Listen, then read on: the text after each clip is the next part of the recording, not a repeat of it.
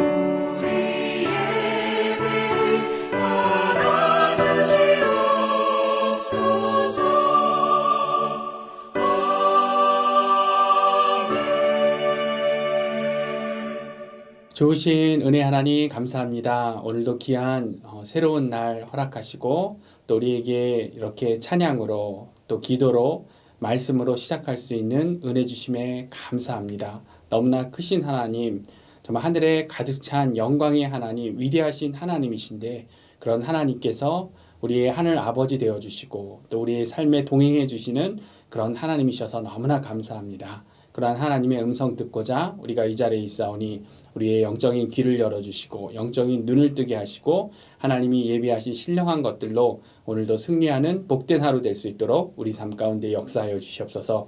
모든 애 감사드리며 우리 주 예수 그리스도의 이름으로 기도드렸습니다. 아멘. 오늘 우리에게 주신 말씀 함께 같이 보도록 하겠습니다. 우리에게 주신 말씀은 시편 24편 1절부터 우리 10절 말씀 함께 같이 보도록 하겠습니다. 땅과 거기에 충만한 것과 세계와 그 가운데 사는 자들은 다 여호와의 것이로다. 여호와께서 그 터를 바다 위에 세우시며 강들 위에 건설하셨도다. 여호와의 산에 오를 자가 누구며 그의 거룩한 곳에 설 자가 누구인가? 곧 손이 깨끗하며 마음이 청결하며 뜻을 허탄한 데에 두지 아니하며 거짓 맹세하지 아니하는 자로다. 그는 여호와께 복을 받고 구원의 하나님께 의를 얻으리니 이는 여호와를 찾는 족속이요 야곱의 하나님의 얼굴을 구하는 자로다. 문들아 너희 머리를 들지어다. 영원한 문들아 들릴지어다. 영광의 왕이 들어가시리로다. 영광의 왕이 누구시냐? 강하고 능한 여호와시요 전쟁에 능한 여호와시로다. 문들아 너희 머리를 들지어다. 영원한 문들아 들릴지어다. 영광의 왕이 들어가시로다. 영광의 왕이 누구시냐? 만군의 여호와께서 곧 영광의 왕이시로다. 아멘. 오늘 우리에게 주신 하나님의 귀한 말씀입니다. 오늘 시편 24편 생명의 삶을 보시면 다윗의 시라고 이렇게 표제가 붙어 있습니다. 그래서 이 사무엘하 6장을 보면 오늘 이 시편 24편의 이제 배경이 나오지만 이제 타락한 사울을 대신하여 왕으로 세워진 다윗이 이제 예루살렘을 신정 왕국의 이제 수도로 세우고 법궤를 시온산, 그러니까 다윗성이 있던 그 자리죠. 그곳으로 이 법궤를 모셔오면서 부른 그러한 노래입니다. 그런데 이제 구약 성경을 이야기하면서 하나님께서 하늘로부터 5권의 책을 계시해 주셨다. 그것이 이제 모세오경, 창세기, 출애굽기, 레위기, 민수기, 신명기 이렇게 다섯 권이라고 하는데 5권으로 구성되어 있는 시편에 대해서도 그렇게 의미를 이제 부여하는 것이죠. 그래서 모세오경을 하나님께서 위로부터 내려주신 5개의 말씀으로 보면 이 5권의 시편은 우리 인간들이 하나님께 5개의 책으로 기도로 찬양으로 올려드렸다는 것입니다. 이게 참 감사한 일이죠. 완전한 계신 하나님 말씀 가운데 그러한 우리의 고백과 기도와 간구가 이 시편이라는 이러한 그 고백으로 들어져 있다는 것. 그리고 그 내용도 근데 보면 이 시편 5권의 이 시편의 내용이 모세오경처럼 마치 창세기, 출애굽기, 레위기, 민수기, 신명기 그러한 내용으로 구성되어 있다는 겁니다. 그래서 오늘 시편 23편을 보면은 시편 23편은 시편의 제1권에 해당되는데 1권이니까 창세기에 해당되는 그러한 내용, 우주와 인간의 창조에 관한 내용이라는 것입니다. 그런데 오늘 내용을 보면 정말 그렇죠. 창조주 하나님에 대해 다윗이 우리 인간이 그 입술로 고백하며 찬양하는 내용으로 되어 있습니다. 그리고 다윗의 고백이지만 그 고백은 오늘 우리들의 고백이 되어야 될 내용, 그리고 우리만이 아니라 피조물된 모든 인간들이 고백해야 될 진리의 내용인 것입니다. 오늘 내용을 정리해 보면 어떠한 내용입니까? 먼저는 우리 창조주 하나님은 모든 민족의 하나님이시다. 이 진리를 다윗이 고백하며 다윗이 찬양하고 있습니다. 그래서 오늘 본문 24장 1절, 2절 처음 시작을 보면 이렇게 시작되죠. 땅과 거기에 충만한 것과 세계와 그 가운데 사는 자들은 다 여호와의 것이로다. 여호와께서 그 터를 바다 위에 세우시며 강들 위에 건설하셨도다. 그래서 우리 위대하신 창조주 하나님, 시편 1권이 모세오경의 창세기 같은 의미를 부여한다고 했는데 정말 그 내용을 보면 이 창조주 하나님에 관한 그러한 찬양인 것이죠. 그런데 주목해서 봐야 될 내용이 바로 1절의 내용인 것입니다. 세계와 그 가운데 사는 자들은 다 여호와의 것이로다라는 이 다윗의 고백, 이 내용. 저는 이 내용이 다윗이 정말로 하고 싶었을 고백이 아니라 성령님께서 그 입술로 고백하도록 선포하게 하신 그런 내용이라 생각합니다. 왜 그러냐면 다윗의 입술로는, 다윗의 생각으로는 우리 여호와 하나님은 우리 아브라함의 후손들만의 하나님, 모세와 여호수아를 통해 이곳 약속의 땅으로 우리를 인도하신 하나님, 우리를 괴롭히는 다른 민족들의 하나님은 아니라 골리앗처럼 이 여호와 이름을 망령되이 일컫는 그런 민족들이 아니라 우리 이스라엘 민족만의 하나님, 이런 고백을 하고 싶었을 텐데, 그런데 오늘 그 입술에서 나오는 찬양은 무엇입니까?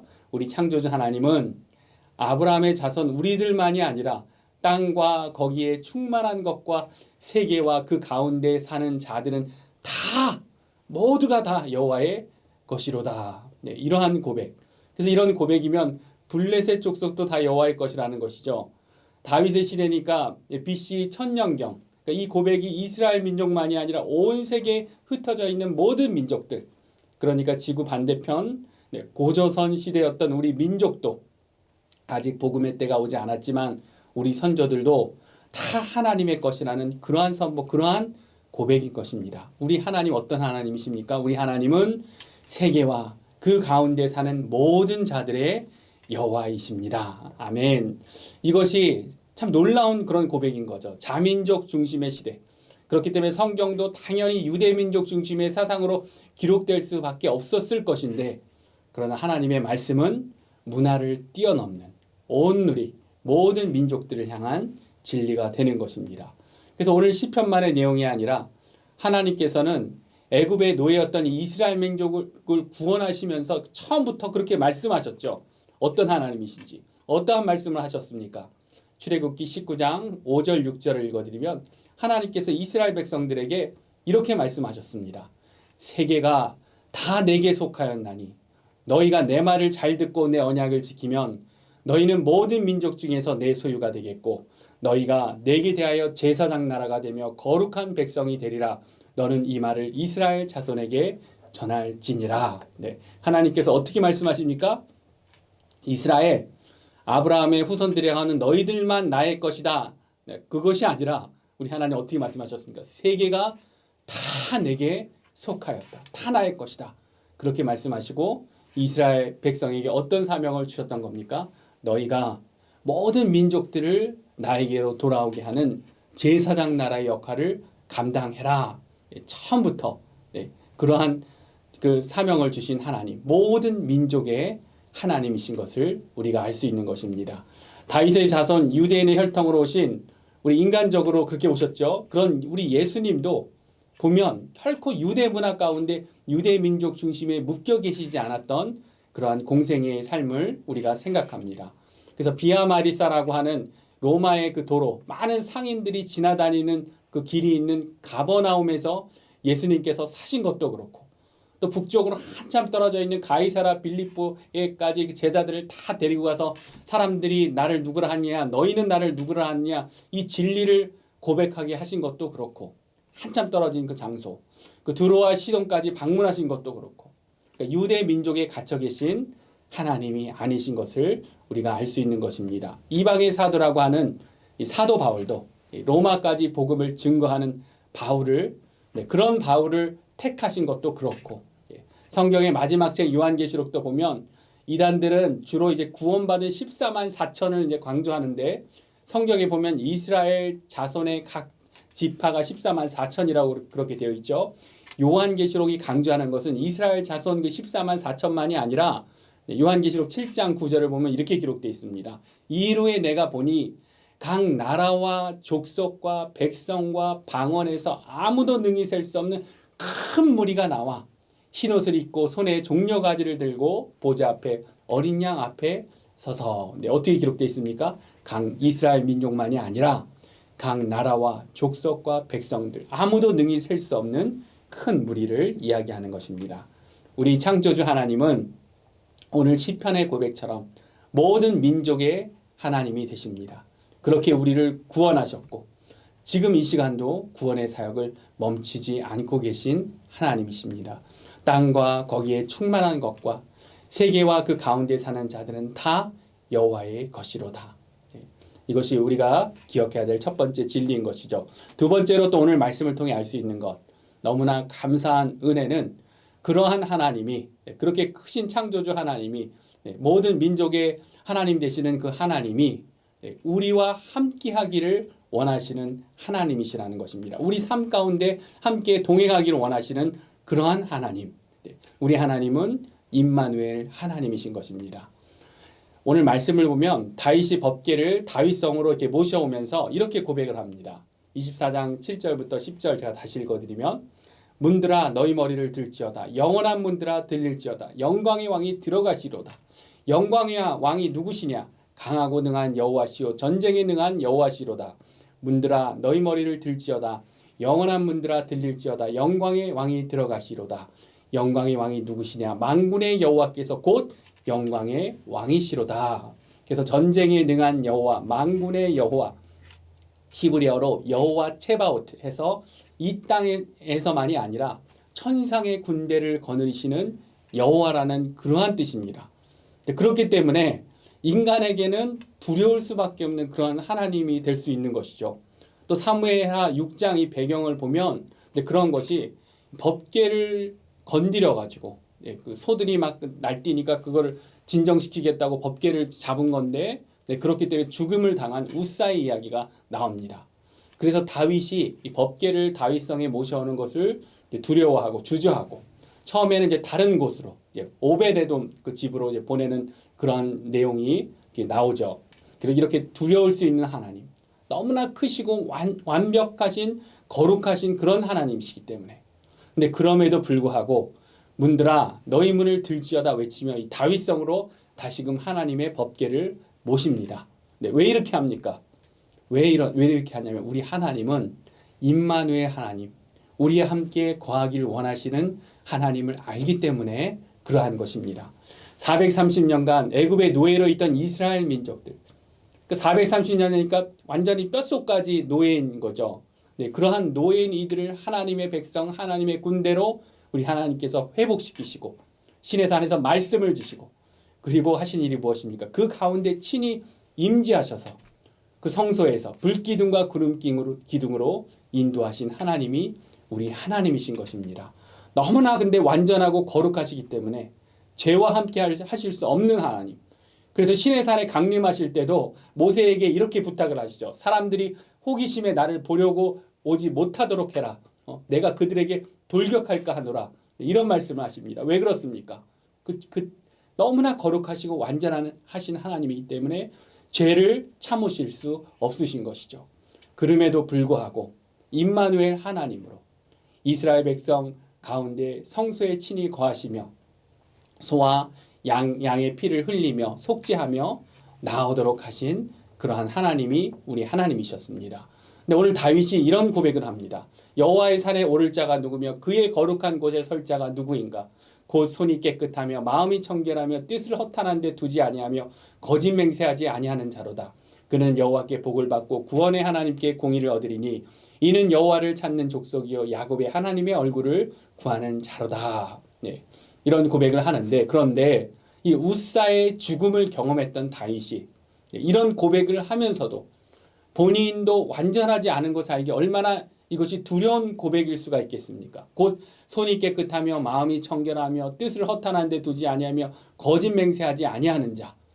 그런데 우리는 이 다윗이 이후에 어떠한 일들을 행하는지 알죠. 밧세바를 또 탐하며 간음과 거짓과 살인으로 어떻게 무너졌는지를 알기 때문에 다윗이 막 법궤를 모시며 춤추며 찬양하며 문들아 머리 들지어다 외치지만 이것이 얼마나 불완전한 고백인지를 우리는 알고 있습니다. 그런데 우리에게 주신 축복이 무엇입니까? 온 세상을 다 창조하신 그 크신 하나님이 우리와 함께하길 원하시는 하나님이신데 우리의 죄로 다가가기가 너무나 힘든 그러한 하나님. 우리의 손은 너무나 쉽게 더러워지고 마음에도 늘 슬그머니 우상이 그 자리를 막 차지하려고 하고 뜻을 자꾸만 허탈한 데 두게 되고 거짓 맹세하게 되는 그러한 죄성을 갖고 있는 우리들. 그런데 우리에게 주신 축복이 무엇입니까? 오늘 이 다윗의 고백이 우리에게 기쁜 소식이 되는 이유가 무엇입니까? 그 기쁜 소식은, 복음은 우리에게 예수 그리스도가 오셨다는 것입니다. 우리야말로 다윗보다 더 자신 있게 외칠 수 있는 그러한 이유. 문들아 너희 머리를 들지어다. 영원한 문들아 들릴지어다. 영광의 왕이 들어가시리로다.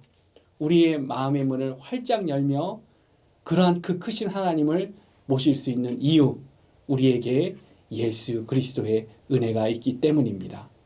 요한계시록에 보면 우리처럼 차지도 뜨겁지도 아니한 이 미지근한 라오디게아 교회를 책망하시면서 우리 예수님께서 이런 말씀을 하셨습니다. 물은 내가 사랑하는 자를 책망하여 징계하노니 그러므로 내가 열심을 내라 회개하라.